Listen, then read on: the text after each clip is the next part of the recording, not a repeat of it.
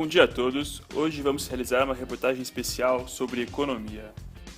Nessa edição especial, vamos falar do investimento em novos negócios e expansão das empresas no país.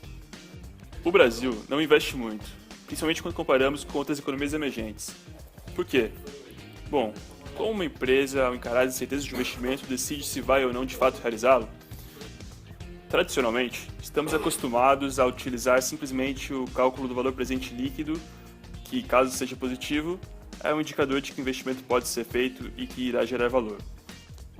Nesse contexto, podemos inferir que uma taxa de juros alta representa uma alternativa aos investimentos em projetos na economia real, já que aumenta a taxa de desconto e exige projetos mais rentáveis para que estes saiam do papel. Pois é, muitos analistas esperavam que, com a estabilidade macroeconômica que o país conquistou em 95, após a implementação do Plano Real, iríamos ter um aumento da taxa de investimento, isto é, do investimento em relação ao PIB. Mas, 20 anos mais tarde, essa taxa ainda é apenas 18%, a mesma de 1995. Isso soa um pouco estranho, não soa? Pois é, os juros diminuíram também ao longo do tempo, especialmente após a mudança da meta cambial para o sistema de metas de inflação, em 1999. Poderíamos esperar que os projetos de investimento que ficavam engavetados, já que a taxa de retorno esperada era menor do que a taxa de juros de mercado, iriam finalmente sair do papel. Como isso de fato não aconteceu, vamos buscar a resposta na literatura da macroeconomia. E é exatamente isso que a teoria de Dixit e Pindyck nos explica. No mundo que vivemos hoje, no qual as condições econômicas e comportamentais se modificam tão rapidamente, analisar a viabilidade de determinado projeto se baseando exclusivamente na taxa de juros da economia é uma análise incompleta. E mais do que isso, segundo Dixit e Pindyck, não está somente errado, mas está muito errado. Sim, de fato, os juros reais, ou seja, os juros corrigidos pela inflação, têm caído ao longo do tempo no Brasil. Mas, aparentemente, isso não impressionou os empreendedores e investidores o suficiente para acelerar o ritmo de investimento. Isso acontece porque, segundo Dixit e Pindyck, os fatores que influenciam a decisão de investimento não são tão simples. Logo, por mais baixa que seja a nossa taxa de juros, ainda assim podemos ter baixos níveis de investimento. O que, por sinal, é o que se observa no nosso país atualmente. A teoria dos dois economistas ainda trata o investimento como uma opção real, ou seja, uma oportunidade de investimento que pode ser encarada, segundo os economistas, como uma call, ou opção de compra. A opção de investir está lá, e pode ser exercida ou não. Ao exercer a opção, a empresa acaba com a possibilidade de esperar por novas informações que poderiam, no futuro, embasar suas decisões. Ao decidir esperar, o gestor ou a empresa permite que as incertezas ao redor do projeto vão se esclarecendo, tornando clara a decisão de investimento ou não do projeto. Mas, voltando a falar do Brasil, por que então, nos últimos 20 anos, com a estabilidade de preços conquistadas pelo governo e a queda de juros, os investimentos não aumentaram?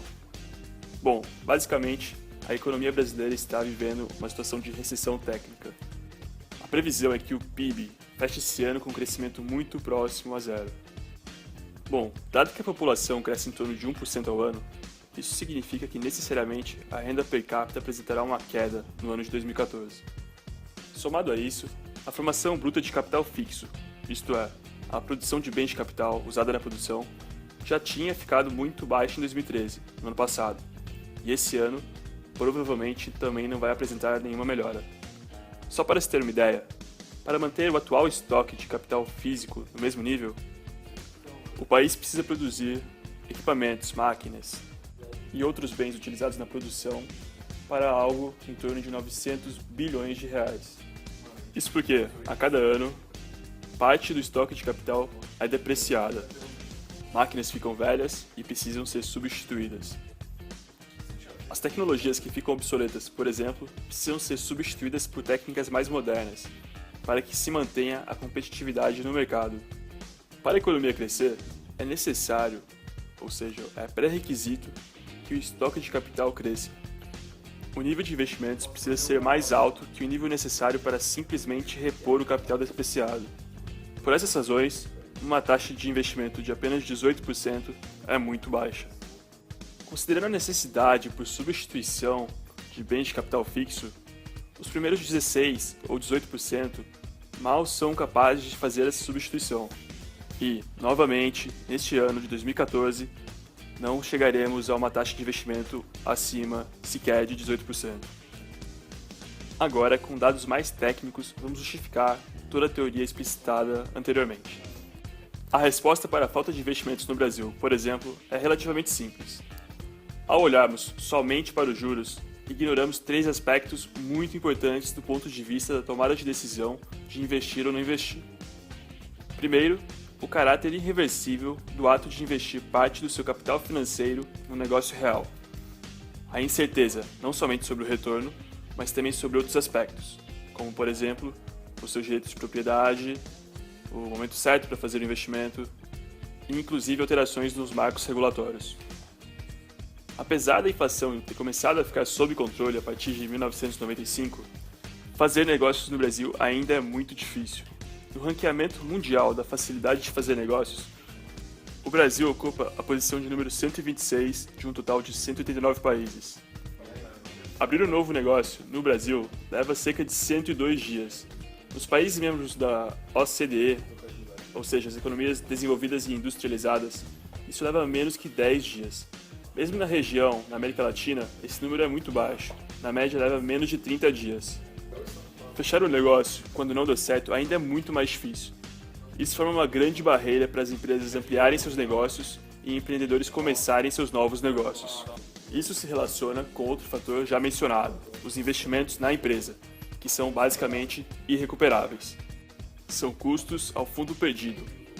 Enquanto estão operando, esses custos não afetam a tomada de decisão da empresa, mas afetam sim a tomada de decisão de investir ou esperar.